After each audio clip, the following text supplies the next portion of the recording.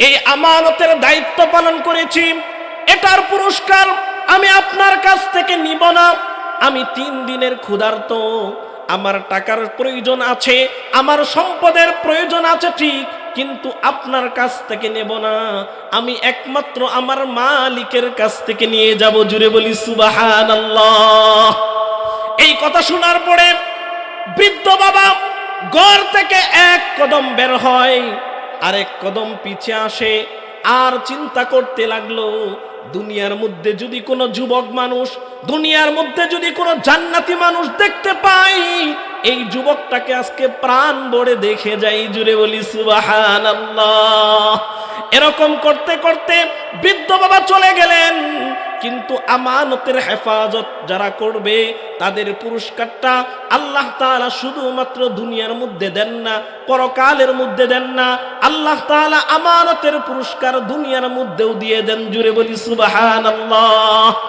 বর্তমান পৃথিবীর মধ্যে আমাদের আধুনিকতার যুগ চলছে, সভ্যতা সংস্কৃতির লড়াই আমাদের দেশের মধ্যেও যেমন চলছে, পৃথিবীর আনাচে কানাচেও ঠিক এমন ভাবেই চলছে। আগে আমাদের গ্রামগঞ্জের কাঁচা ঘর ছিল, ছনের ঘর ছিল, সেই ঘরগুলো ভেঙ্গে ভেঙ্গে বিল্ডিং হচ্ছে, বিল্ডিং ভেঙ্গে ভেঙ্গে 2 তলা 3 তলা 5 তলা 10 তলা হচ্ছে। কথা বলেন ঠিক কিনা? আগের মাটির মসজিদগুলো ভেঙ্গে ভেঙ্গে মুজাইক করা হচ্ছে, আধুনিক কারুকার্য সম্মিলিত ইবাদতখানা তথা মসজিদ তৈরি হচ্ছে। কিন্তু আমাদের যেই জিনিসটা, যেই বস্তুটা আমাদের অতি জরুরি প্রয়োজন ছিল, যেই সম্পর্কে আল্লাহর রাসূল বলেছেন, ও দুনিয়ার মানুষ শোনো, আমাকে রাহমাতাল লিল আলামিন করে আল্লাহ তাআলা পাঠিয়েছেন, পাশাপাশি মাকারিমাল আখলাক, আমি এই পৃথিবীর জন্য চরিত্রের আদর্শের শিক্ষক হিসাবে প্রেরিত হয়েছি। জুড়ে বলি সুবহানাল্লাহ। তো যে কথা বলছিলাম, আজকে আমরা আধুনিক সভ্যতার যুগে পদার্পণ করেছি, ডিজিটালাইজেশন সবকিছুই হচ্ছে ঠিক, কিন্তু দিন দিন আমাদের স্বভাব চরিত্রে আখলাকের পদোন্নতি হচ্ছে না, পদস্খলিত হচ্ছে, নিচের দিকে যাচ্ছে। কথা বলেন ঠিক কিনা? অথচ আল্লাহর রাসূল সাল্লাল্লাহু আলাইহি ওয়াসাল্লাম যেই যুগে আগমন করেছিলেন, যেই যুগকে বলা হয় আইয়ামে জাহিলিয়াতের যুগ, এমন কোন পাপাচার নাই যারা করত না। পাপাচার করার সাথে সাথে গর্ব বড়ে ওরা আবার প্রচার করত। ঠিক সময়ে বিশ্বনবী রাহমাতাল লিল আগমন করেছেন, আগমন করে এই জাহেলিয়াতি যুগকে সোনার যুগে রূপান্তরিত করেছেন। জুড়ে বলি সুবহানাল্লাহ। এই মানুষগুলোকে সোনার মানুষে রূপান্তরিত করেছেন। এরশাদ হয়েছে রাদিয়াল্লাহু আনহুম ওয়া রাদু আন, ওগো আল্লাহর নবী শুনেন, আপনার সাথী সঙ্গী যারা আছে তাদের প্রতি আমি সন্তুষ্ট, তারাও আমার প্রতি সন্তুষ্ট। জুড়ে বলি সুবহানাল্লাহ। কি আদর্শে তারা আদর্শিত হয়েছেন! আল্লাহর রাসূল আমার তেলাওয়াতকৃত হাদিসের মধ্যে 4টা গুণের কথা বলেছেন। কয়টা গুণ? 4টা গুণের কথা বলেছেন। 1 নাম্বার, আল্লাহর রাসূল বলেন, দুনিয়ার মানুষ শোনো, তোমাদের মধ্য থেকে যদি তোমাদের সম্পদ চলে যায়, ক্ষমতা চলে যায়, দাপট চলে যায়, পৃথিবীর সব কিছুকে তুমি হারিয়ে ফেলো, কিন্তু তোমার মধ্যে যদি 4টা জিনিস থাকে, শোনো, আল্লাহ তাআলা তোমাকে সর্বোচ্চ সম্মানের আসনে আসীন করবেন। জুড়ে বলি সুবহানাল্লাহ। 1 নাম্বার, আল্লাহর রাসূল বলেন হিফজু আমানাতিন, ও দুনিয়ার উম্মত শোনো, তোমরা আমানতের হেফাজত করবে। কিসের হেফাজত? আমানতের হেফাজত। আজকে চতুর্দিকে শুধুমাত্র খেয়ানতের আমলনামা চলছে, শুধুমাত্র খেয়ানতের আমলনামা চলছে। আজকে যদি আমরা যারা শিক্ষক হিসাব মিলিয়ে দেখি, আমাদের ডিউটি যদি সকাল 8টা থেকে 4টা পর্যন্ত হয়, এমনও নজির আছে যারা মানুষ গড়ার কারিগর সকাল 10টায় যায়, 1টায় চলে আসে স্বাক্ষর করে। কথা বলেন ঠিক কিনা? যদি ইউনিয়নের চেয়ারম্যান বানানো হয়, এলাকার এমপি বানানো হয়, তো তার রাষ্ট্রনায়ক করে দেশের আমানত তার ঘাড়ে যদি দেওয়া হয়, দেখা যায় আমানতের খেয়ানত করে দেশের সম্পদ, বাইতুল মালের সম্পদ বহির্বিশ্বে প্রচার করে দিয়ে স্থায়ী বসবাসের বন্দোবস্ত করে। কথা বলেন ঠিক কিনা? অথচ আল্লাহর রাসূল বলেছেন, দুনিয়ার মানুষ তোমরা এক নাম্বার হিফজু আমানাতিন, আমানতের হেফাজত করবে। আমরা যদি ইতিহাস তালাশ করি দেখা যাবে আমাদের আকাবির আসলাফ যারা ছিলেন, যারা পূর্বসূরি মুসলমান যারা ছিলেন, তারা ৩-৪ দিন এমনকি দুর্ভিক্ষ অবস্থায়, ক্ষুধার্ত অবস্থায়, পেটের ক্ষুধা নিয়ে ১০০০ কোটি টাকার অলংকার পেয়েছেন, হীরের অলংকার পেয়েছেন, পেটের মধ্যে ক্ষুধা আছে, তারপরেও আমানত পেয়েছেন, যে মালিক তার কাছে পৌঁছে দিয়েছেন। জুরি বলি সুবহানাল্লাহ। ইতিহাসবিদগণ লেখেন, আমাদের একজন বুজুর্গ যুবক ছিল যার নাম হলো কাজী আবু বকর। নাম কি? কাজী আবু বকর। তিনি ৩ দিনের ক্ষুধার্ত অবস্থায় মক্কার অলিগলিতে ঘোরাফেরা করতেছেন। এমতো অবস্থায় উনার সামনে ১০০০ কোটি টাকার হীরের একটা অলংকার, পাশাপাশি থলের মধ্যে কিছু স্বর্ণ মুদ্রা পেয়েছেন। স্বর্ণ মুদ্রা পেয়ে উনি হাতের মধ্যে নিলেন। নেওয়ার পরে উনি মনে মনে চিন্তা করতে লাগলেন, এটা হয়তো কোনো ভাই অথবা কোনো বোন অথবা কারো এই সম্পদটা হারিয়ে ফেলেছে, আমি নিয়ে যাই। নিয়ে ঘরের মধ্যে হেফাজত করে রাখলেন। আর চিন্তা করতে লাগলেন, এবার আমি মক্কার অলিগলিতে একটু প্রদক্ষিণ করি, একটু যাই, গিয়ে দেখি মালিককে পাওয়া যায় কিনা। যখন ঘর থেকে বের হয়ে মক্কা শহরের মধ্যে আসলেন, দেখেন একজন বুড়া বাবা ঘোষণা করছেন, ও মক্কার যুবকেরা, ও মক্কার মুসলমান ভাই বোনেরা, শোনো, আমার সারা জীবনের সঞ্চয়কৃত আমার সম্পদ দিয়ে আমি একটা হীরের অলংকার ক্রয় করেছি।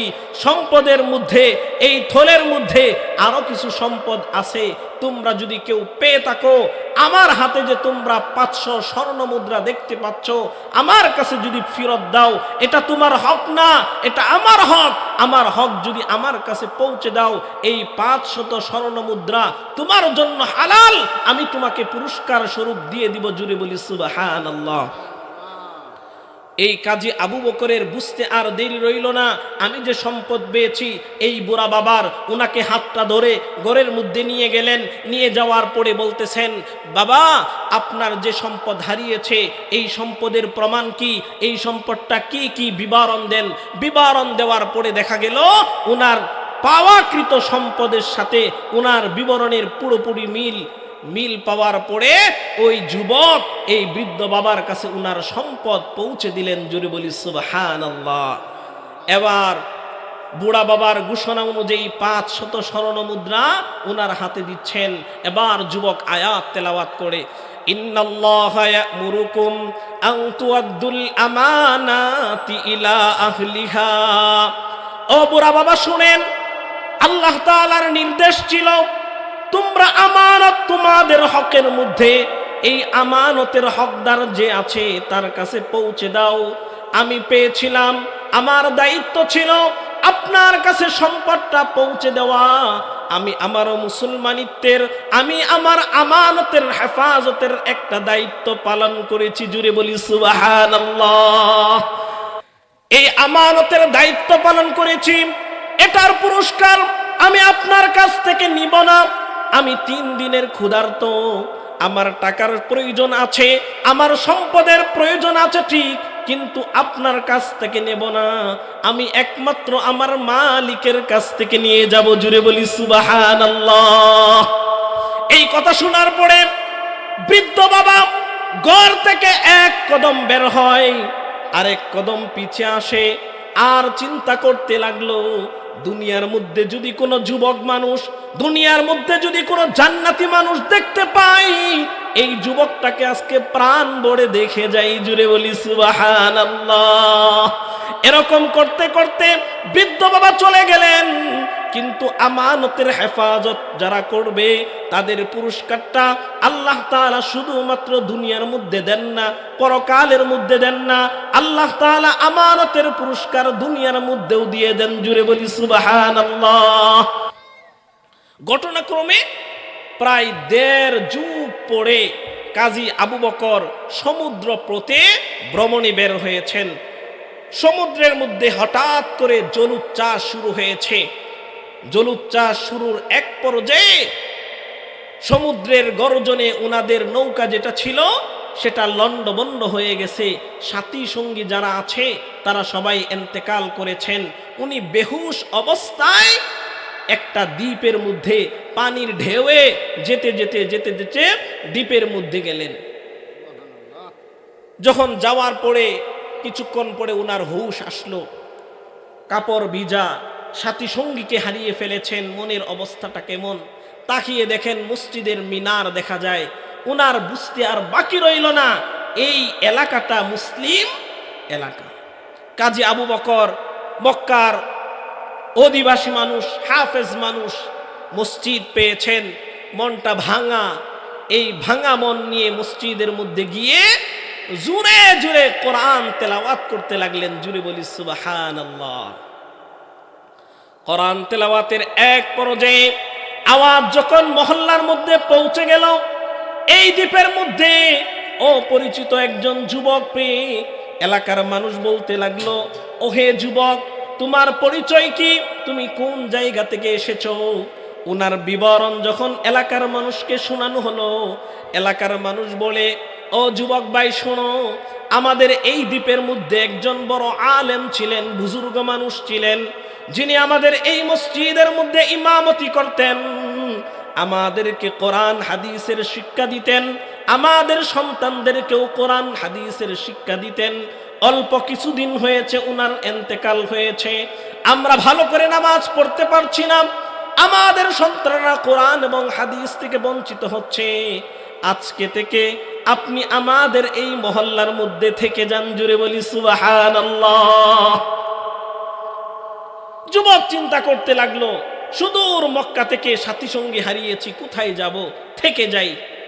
এক পর্যায়ে কিছুদিন থাকার পরে উনার স্বভাব চরিত্র আখলাকে মানুষ অভিভূত হয়ে খুশি হয়ে বলতে লাগলো, যুবক ভাই, আপনি যেহেতু আমাদের এলাকায় আছেন, আপনার বিবাহের প্রয়োজন আছে।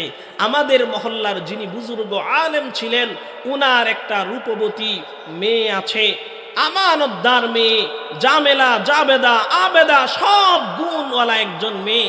আপনি যদি আপত্তি না করেন, আপনার সাথে আমরা বিবাহ দিতে চাই।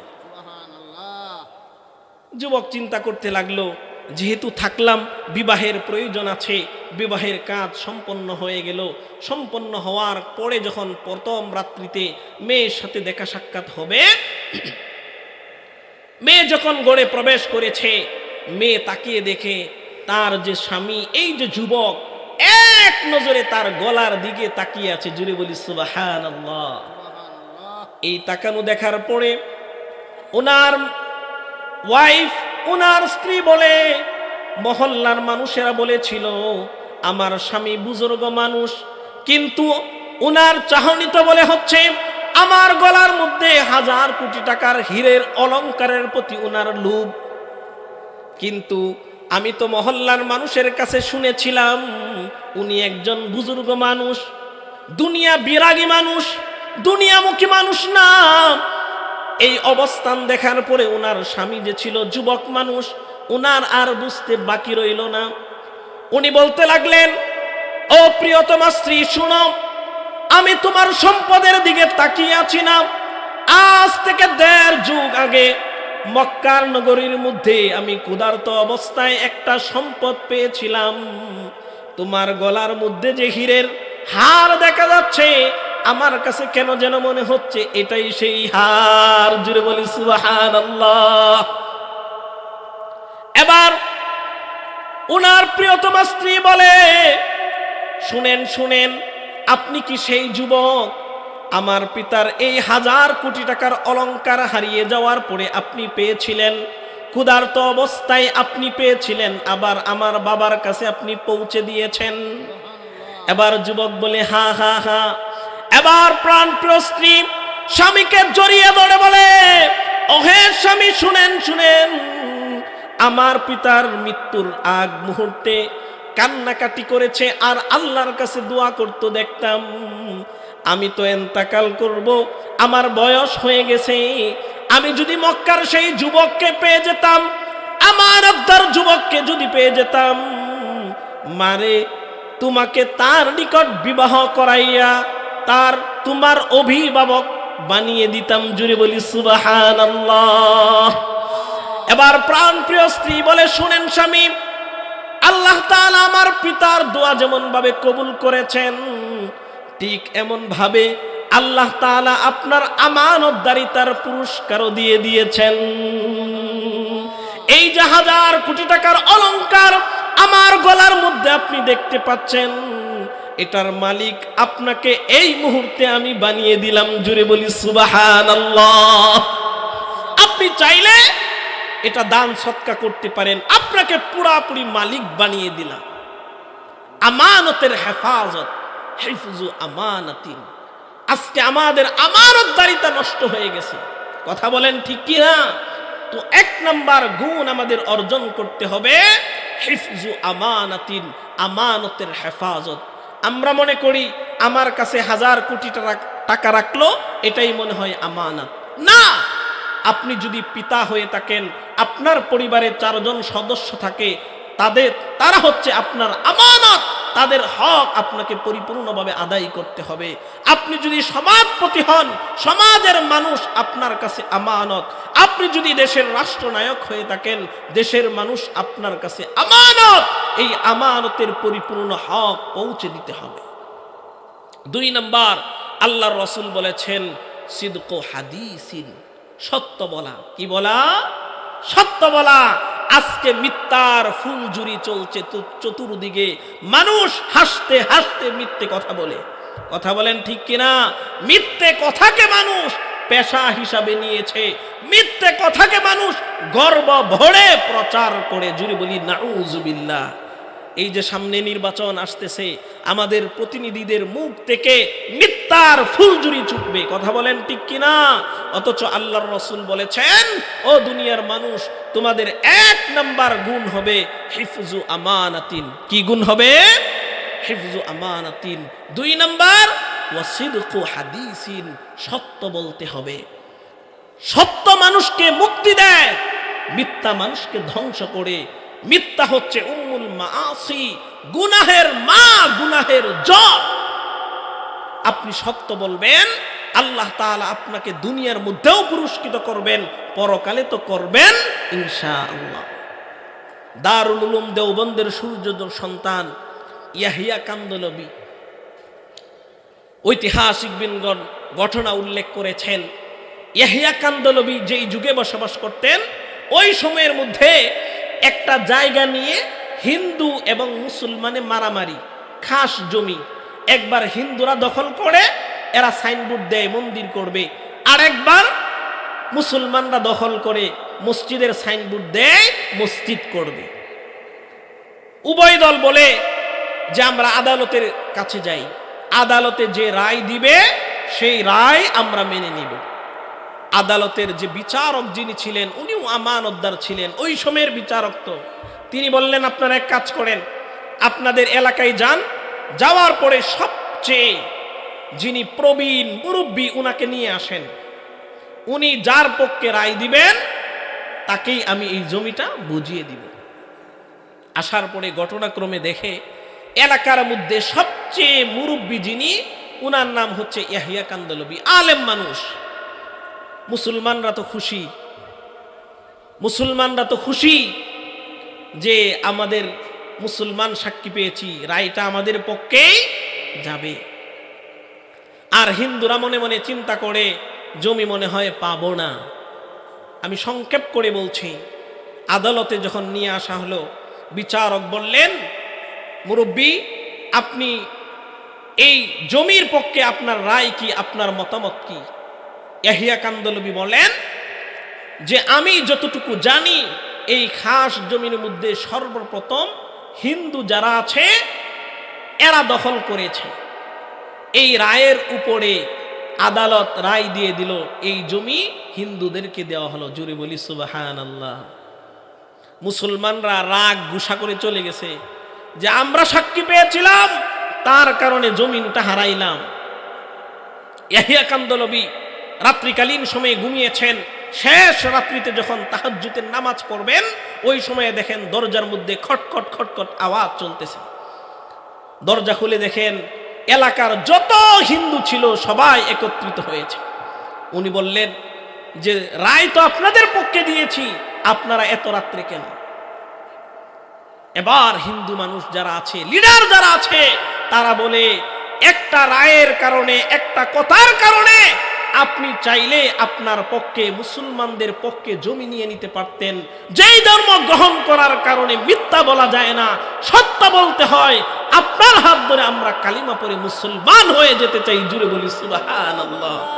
কালিমা পড়ে মুসলমান হয়ে গেলে, এই জন্য সিদকু হাদিসিন, সত্য বলতে হবে। 3 নাম্বার ওয়া হুসনু খালিকাতিন, চরিত্র, আখলাক, স্বভাব ভালো করতে হবে। আজকে আমাদের সমাজের মধ্যে সবচেয়ে যে বিষয়টা নিয়ে সমাজের মধ্যে সবচেয়ে বেশি এখন আলোড়ন সৃষ্টি করে, সেটা হলো মানুষের স্বভাব চরিত্র।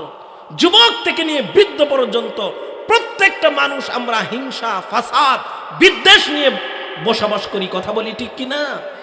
ভাই ভাইকে দেখতে পারি না। এক ভাই যদি একটু ধনী হয়ে যায়, আরেক ভাইকে দেখতে পারি না। আছে না আমাদের সমাজের মধ্যে? অথচ আমার স্বভাব, আমার চরিত্র, আমার আখলাক, আমি যদি মুসলমান হয়ে থাকি, আমার চরিত্র তো হবে উত্তম চরিত্র। হযরত উমর রাদিয়াল্লাহু তাআলা আনহুর ঘটনা মাহাসিনে ইসলামের মধ্যে আল্লামা আশরাফ আলী তানভী রাহমাতুল্লাহি আলাইহির বয়ান সংকলিত হয়েছে। আমাদের কিশোরগঞ্জের মাওলানা আতহার আলী রাহমাতুল্লাহি আলাইহি যেটার অনুবাদ করেছেন, তিনি বলেন হযরত উমর রাদিয়াল্লাহু তাআলা আনহুর শাসন আমলে এক যুবক, উগ্র যুবক, সে সমাজের মধ্যে ফাসাদ করে, সমাজের মধ্যে দাঙ্গা হাঙ্গামা লাগায়, তাকে গ্রেফতার করা হলো। রায় হয়েছে তাকে ফাঁসি দেওয়া হবে। ফাঁসির পূর্বে তাকে জিজ্ঞেস করা হয়েছে, যুবক তোমার শেষ ইচ্ছা কি? কি জিজ্ঞেস করা হয়েছে? শেষ ইচ্ছা কি? তো যুবক বলছে, আমার শেষ ইচ্ছে হলো 1 গ্লাস পানি পান করা। পানি আনা হলো, বলে পান করো। সে পান করে না, বলে আমার ভয় হয়, আমি যদি গ্লাসে পানি পান করতে শুরু করি, আমাকে ওই মুহূর্তে হত্যা করা হবে। বলে না, তুমি শান্ত শিষ্টভাবে পানি পান করার পরেই তোমাকে হত্যা করা হবে, এর আগে না। বলে না, আমার ভয় করে।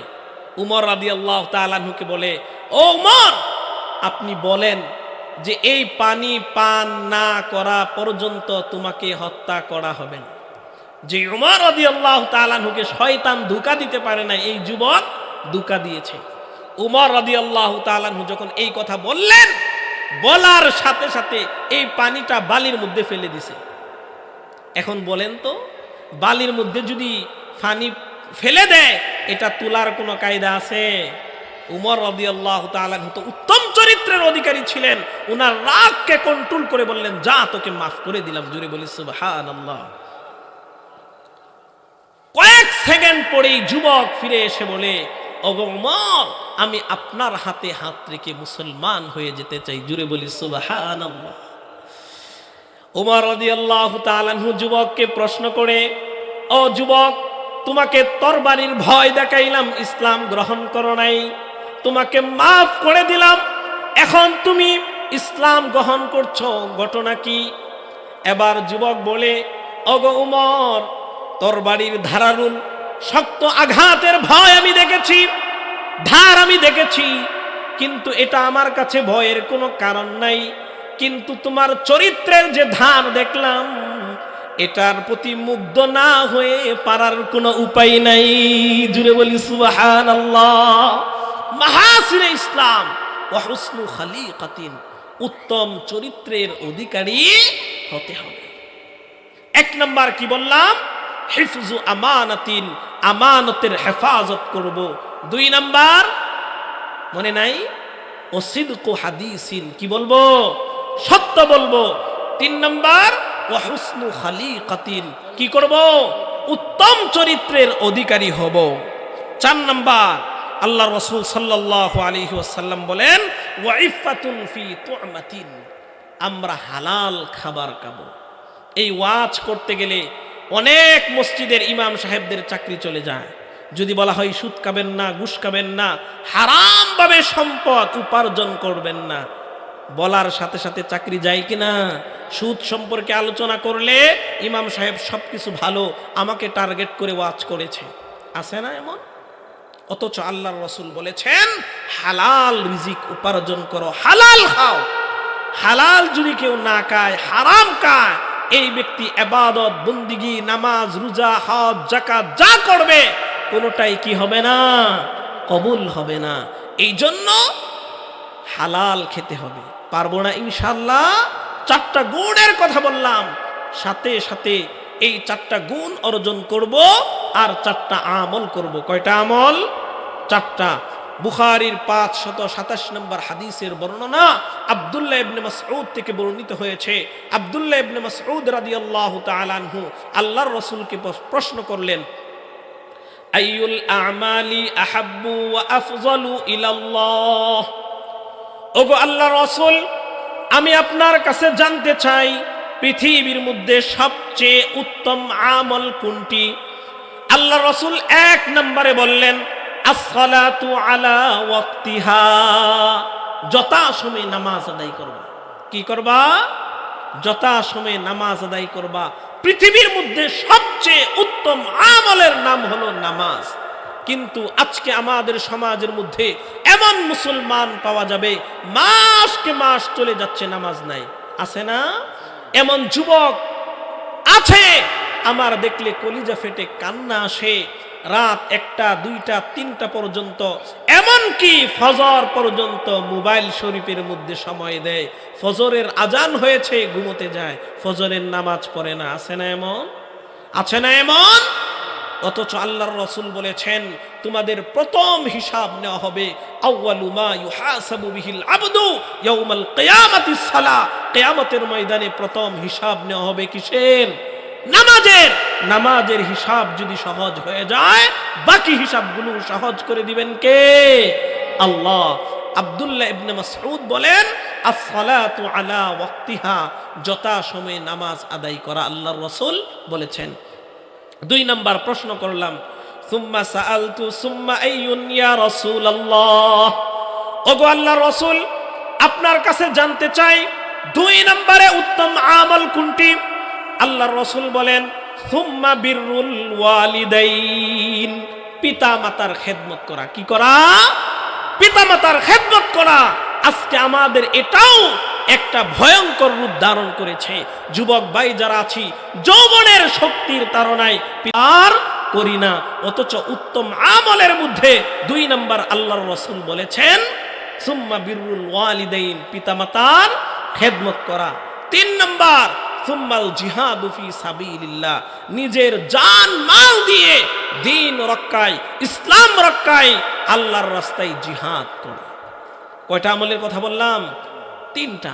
4 নম্বর বেশি বেশি জিকির করা। কি করা? ইয়া আইয়ুহাল্লাযীনা আমানু যিকুরুল্লাহা যিকরান কাসীরা ওয়া সাব্বিহুহু বুকরাতাও ওয়া আসীলা। 1 নম্বর যথাসময়ে নামাজ আদায় করব। 1 নম্বর কি করব? যথাসময়ে নামাজ আদায় করব। 2 নম্বর পিতা মাতার খেদমত করব। 3 নম্বর নিজের জান মাল দিয়ে আল্লাহর রাস্তায় জিহাদ করব। 4 নম্বর সকাল সন্ধ্যায় জিকির করব। পারবো না ইনশাআল্লাহ? আল্লাহ তাআলা আমাদেরকে এই 4টা আমল বেশি বেশি করার তৌফিক দান করুন। আর 4টা গুণের অধিকারী হব। 1 নম্বর কি করব? ভুলে গেছি আমরা, আমানতের হেফাজত। 1 নম্বর কি করব? আমানতের হেফাজত। 2 নম্বর সর্বদা সত্য বলবো। 2 নম্বর কি করব? সত্য বলবো। 3 নম্বর স্বভাব চরিত্র ভালো করব। স্বভাব চরিত্র কি করব? ভালো করব। 3 নম্বর হালাল রিজিক উপার্জন করব, হারাম থেকে বাঁচব। পারবো না ইনশাআল্লাহ? আল্লাহ তাআলা আমাদের এই 4 গুণ অর্জন করার তৌফিক দান করুন আর 4টা আমল বেশি বেশি করার তৌফিক দান করুন। সবাই বলি আমিন। ওয়া আখিরু দাওয়া।